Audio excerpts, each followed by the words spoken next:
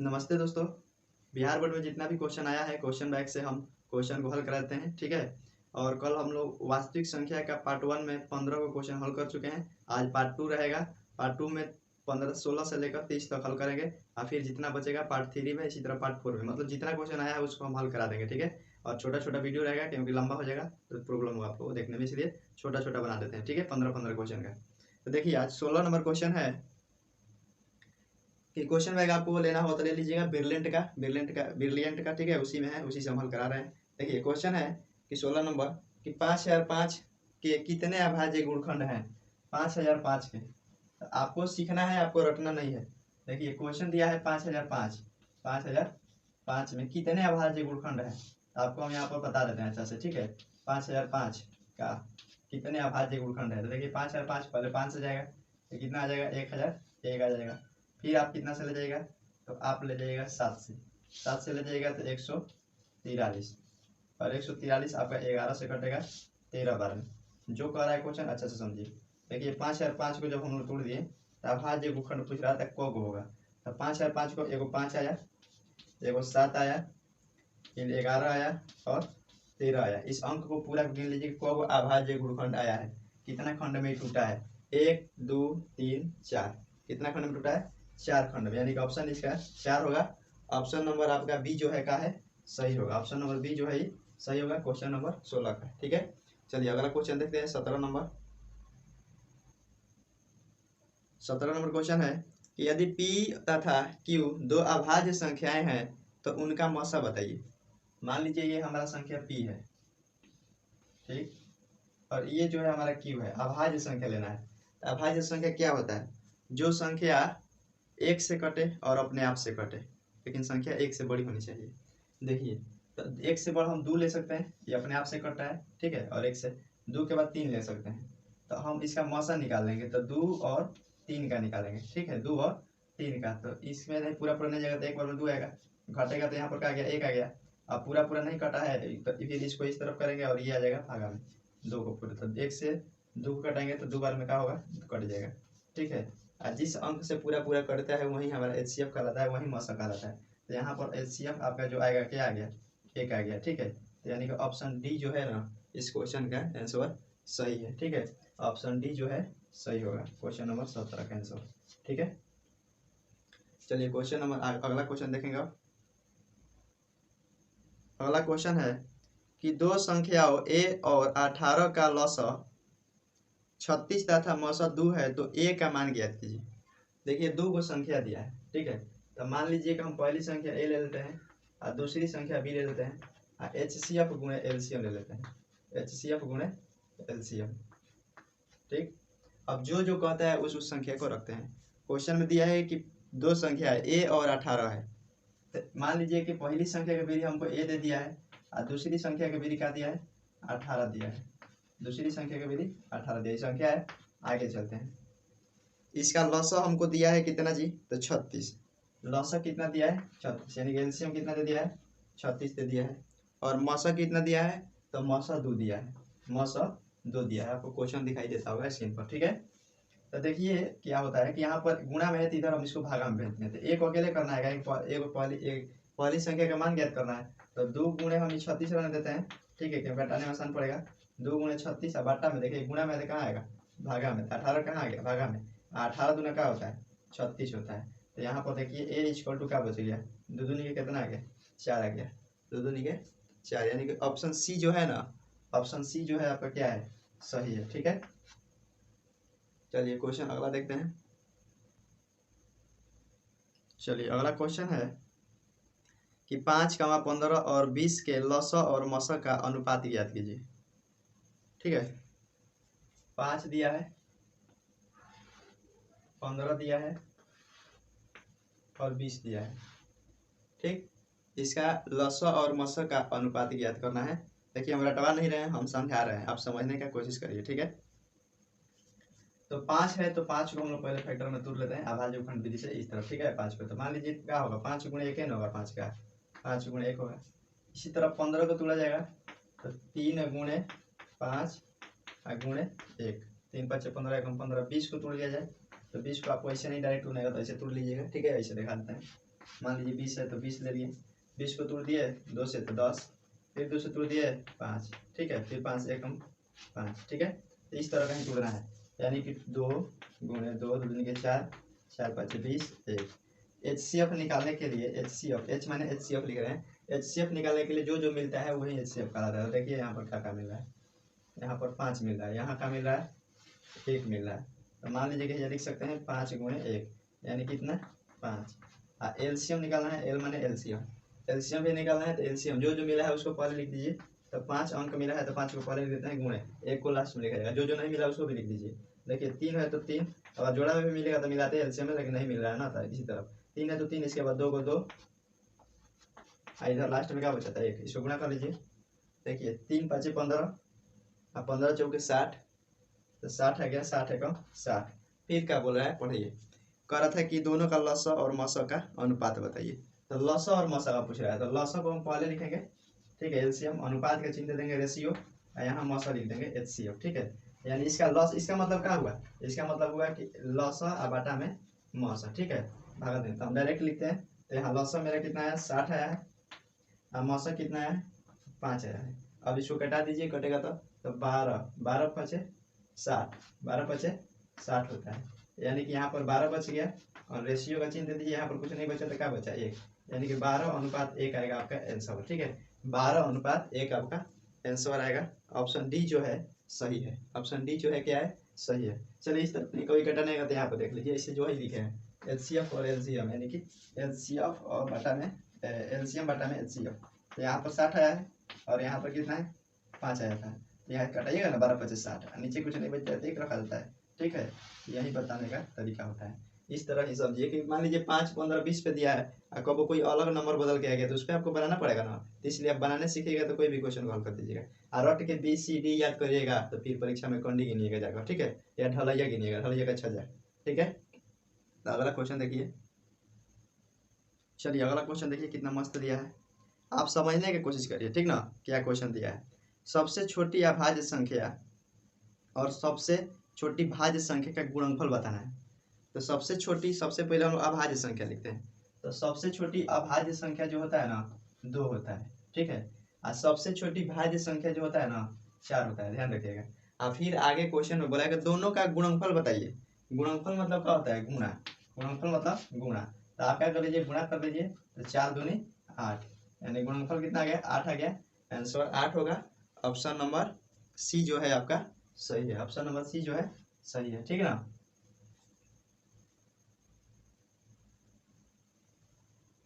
चलिए अगला क्वेश्चन है कि निम्न में से कौन सी अभाज्य संख्या है। जब भी अभाज्य का बात है तो आप उसमें ऑप्शन में खोजिए कि वह कौन सी संख्या उसमें है ऑप्शन में कि जो अपने से कट रहा है और 1 से कट रहा है। देखिए इसमें क्वेश्चन में ऑप्शन में दिया है 29 25 16 और 15, तो आप 29 मार दीजिए यहाँ पे, कहेंगे 29 1 से कटेगा और अपने आप से। 15 क्यों नहीं होगा, 25 क्यों नहीं होगा, कहेंगे 25 5 से कटेगा, 25 से कटेगा, ठीक है। इसके बाद और 16 जो है 4 से कटेगा, 16 से कटेगा, 8 से कटेगा, इसलिए 16 भी नहीं होगा। 15 3 से 5 से 15 से, इसलिए ज़्यादा से कट रहा है। अभाज्य संख्या उसे कहते हैं जो अपने आप से कटे और 1 से कटे। तो इसमें 29 जो है आपका सही होगा, 29 आंसर का होगा सही होगा, यानी कि ऑप्शन ए जो है 21 नंबर क्वेश्चन का सही है, ठीक। चलिए अगला क्वेश्चन देखिए, दिया है किसी पूर्णांक m के लिए सम संख्या का रूप है सम संख्या का रूप बताना है। सम विषम आपको पता होना चाहिए सबसे पहले। सम संख्या होता है जो 2 से पूरा पूरा कट जाए, और विषम संख्या होता है जो 2 से पूरा पूरा नहीं कटे। तो आप अपने से मान रख के देखिए कि चारों ऑप्शन पे कोना पे 2 से कटे वाला संख्या आ रहा है और कोना पे 2 से कटे वाला संख्या नहीं आ रहा है। तो आप देखिए यहाँ पर अगर हम 1 लेते हैं, 1 + 2 = कितना हो जाएगा 3। आपको एक ही मान रख के बाद पता चल गया। चलिए 1 के बाद 2 रखते हैं, 2 तो 2 2 क्या होता है 4 होता है। फिर मान लीजिए 3 रखते हैं, तो 3 और 2 कितना होता है 5 होता है। तो कभी जो आ रहा है 2 से नहीं कटने वाला आ रहा है, कभी जो आ रहा है 2 से कटने वाला आ रहा है, फिर यहाँ पर भी नहीं कटने वाला आ गया।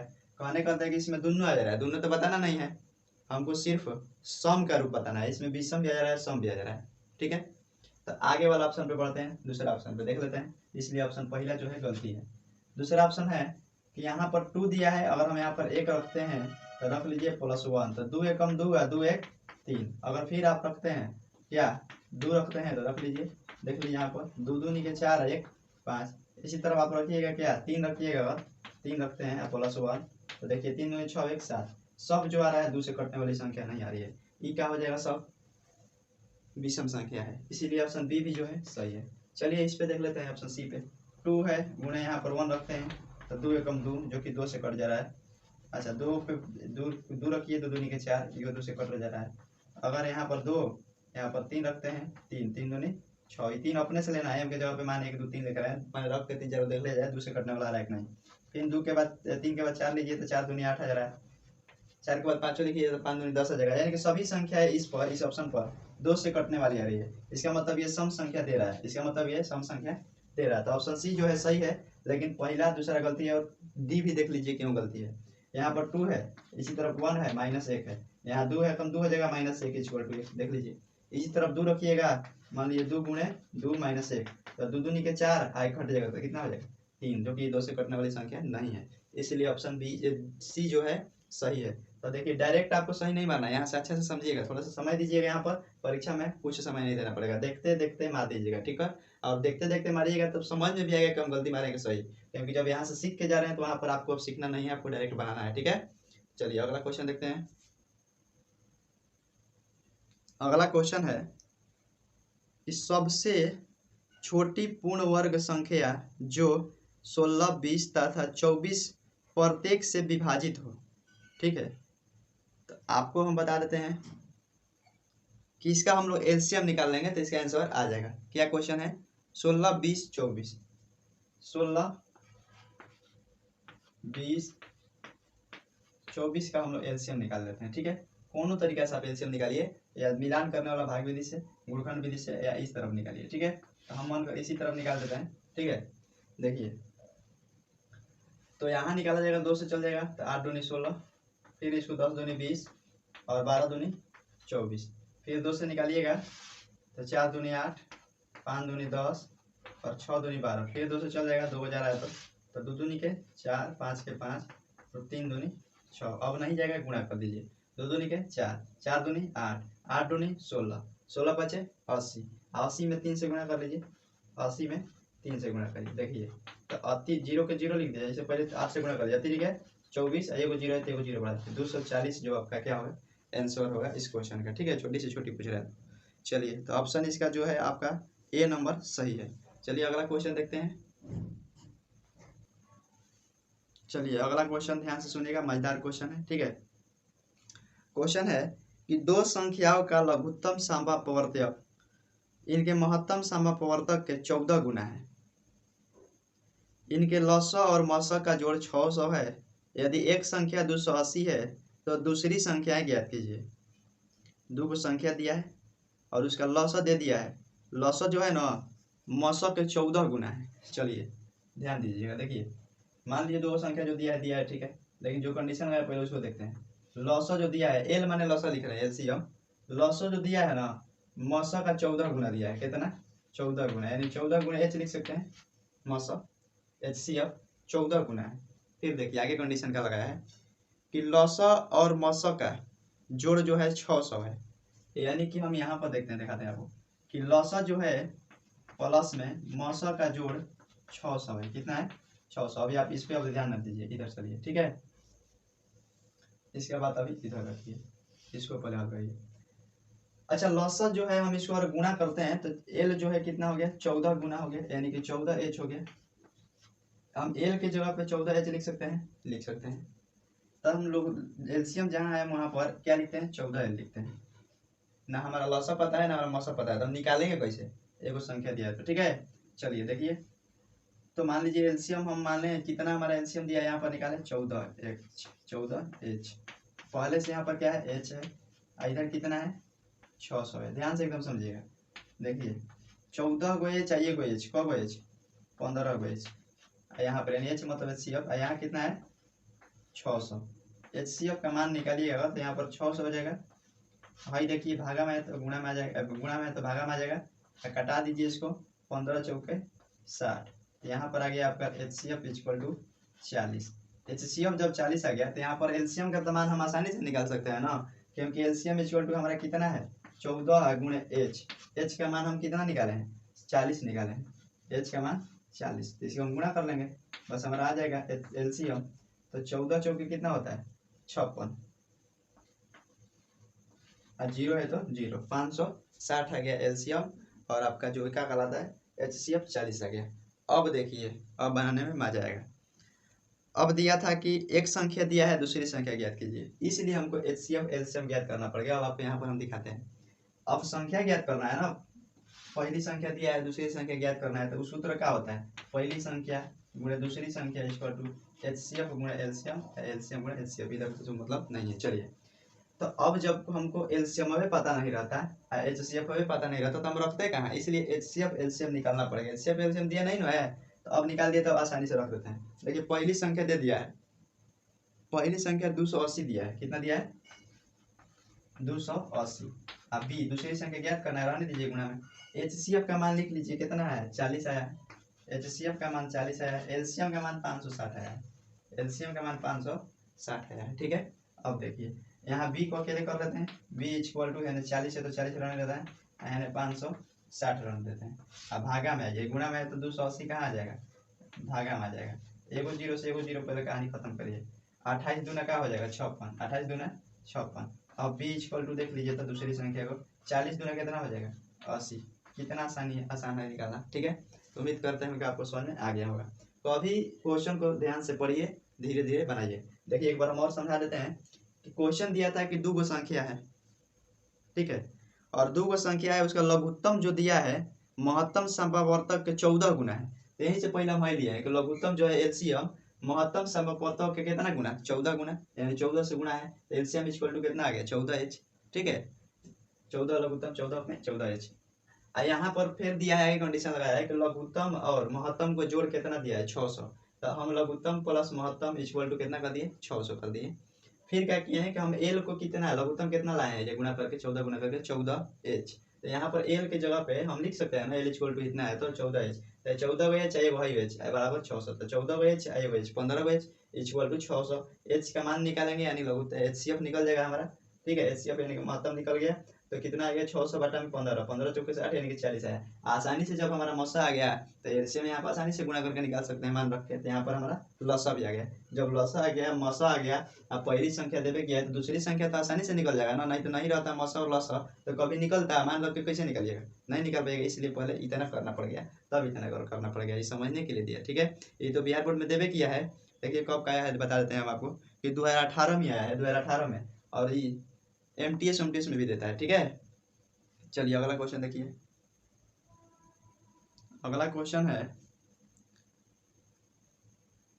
कि 6x के पावर 4y तथा 12xy का महत्तम समवर्तक है, यानी एचसीएफ ज्ञात करना है। 6x के पावर 4y 12xy, तो देखिए 6x के पावर का है 4 है और y है, तो हम इसको तोड़ते हैं, 6 को तोड़ा जाएगा तो 2 गुणे का हो जाएगा 3 हो जाएगा, और x के पावर 4 के मतलब x 4 गो, x के पावर 4 के मतलब x 4 गो, है या y हो गया, एक y है तो y। फिर आगे इसको तोड़ा जाएगा 12xy को, 12xy को, तो 12 को तोड़ा जाएगा तो 2 गुणे 2 गुणे 3, 2 दूनी के 4 चलते हैं 12, x है तो आप x लिख लीजिए, y है तो y लिख दीजिए। अब क्या कह रहा है, महत्तम निकालने के लिए कह रहा था एचसीएफ, तो जो जोड़ा लगता है वही कहलाता है। एगो 2 का जोड़ा लग गया, एगो 3 का जोड़ा लग गया, और x का जोड़ा लगेगा एगो, ठीक है, एगो x का जोड़ा लगेगा, इसके बाद एगो y का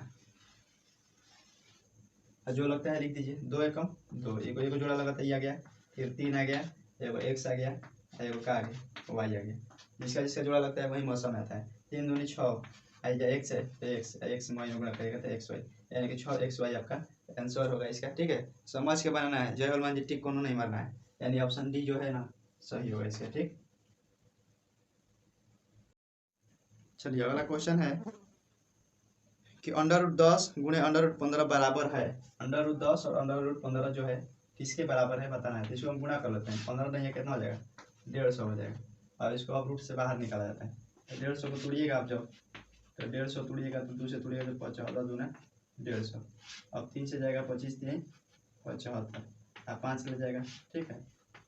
यानी कि हम इसको लिख सकते हैं रूट में, ये 2 गुणे 3 गुणे 5 गुणे 5।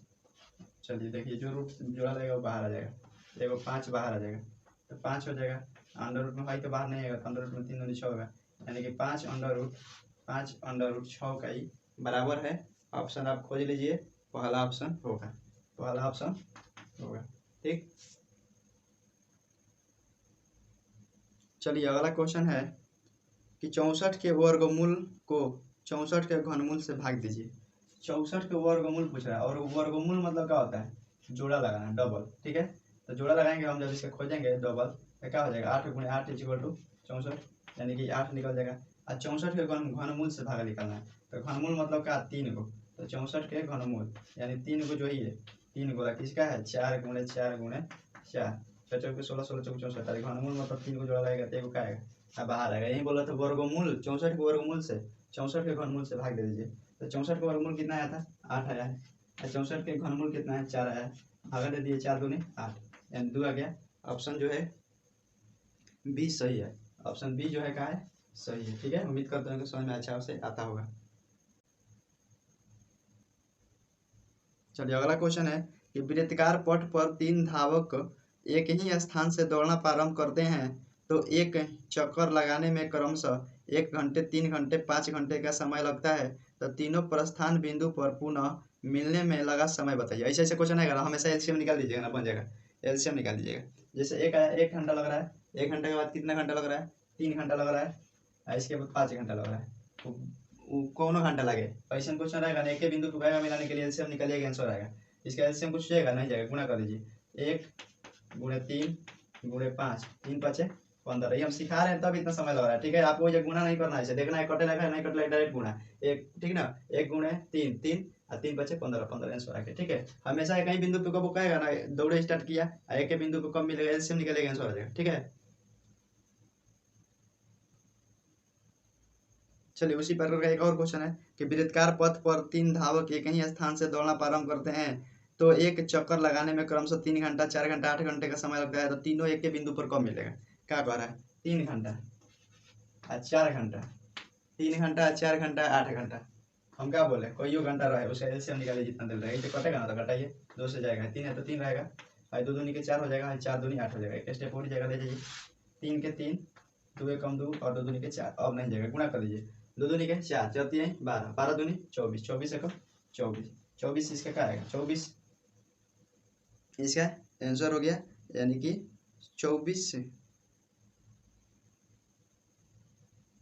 हाँ 24 घंटा पे मिलेगा, ये क्या कराएगा, एक ही बिंदु पे 24 घंटा में ही मिल जाएगा। ऑप्शन डी जो है ना सही है। ठीक है, तो उम्मीद करते होंगे कि आपको अच्छा से समझ में आता होगा, और अच्छा से समझ में आ रहा है तो चैनल को सब्सक्राइब कर लीजिए, लाइक भी करिए, और अपने दोस्तों के पास शेयर भी करिए कि यहाँ अच्छा से पढ़ाया जा रहा है, वो भी पढ़े और उसका भी सहायता हो एग्जाम में।